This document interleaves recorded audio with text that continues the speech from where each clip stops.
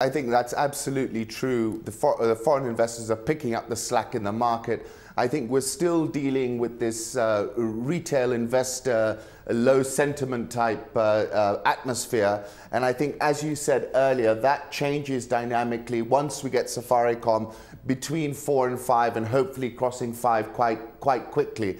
I think once that happens, that's a signal that will trigger the re-entry of the retail investor, and we'll see much more local demand. But you're quite correct, they are the outsized buyers at the moment. For now, market experts are saying that it's the third quarter financial performance announcements that are going to affect price movement, whether we see it go up or downwards. What are your broad expectations as far as Q3 earnings are concerned?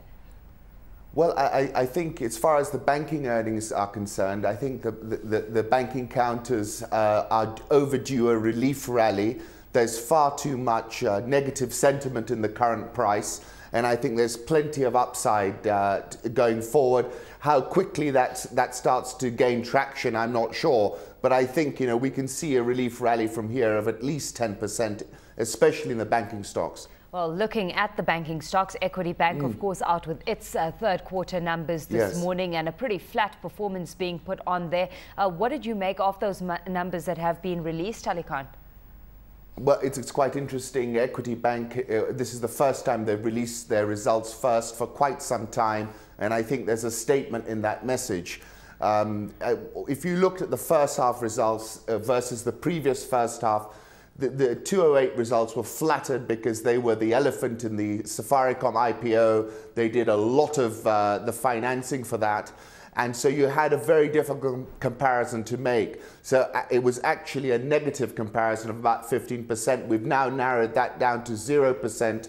It seems to me we've crossed the nadir in this company. This is a high growth company. Dr. Mwangi knows the high growth game. He's collected about 1.2 million account holders in the last quarter alone. And I think you're going to see a very sharp snapback on this price because it had completely priced out growth, and people have got to price that back in.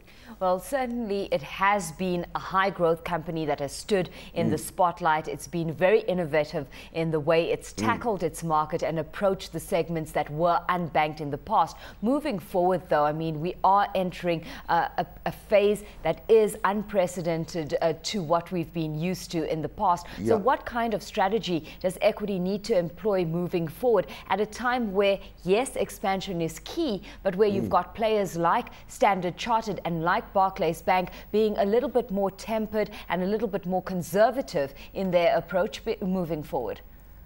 That's very interesting. I think Equity Bank, the key disruptive technology for banking, whether you're Standard Chartered or whether you're Equity Bank, is the mobile phone. I think the key to unlocking value in the African markets is about how you integrate the phone and how you bring the customers through the phone network. And I think that's where, I would like to see a bit more granularity on Equity's strategy, because given that they are at the bottom of the pyramid, really, I think ultimately it's about creating a mobile platform for your customers. So I think that's the key disruptive technology, and that's the key issue as to how Equity goes forward.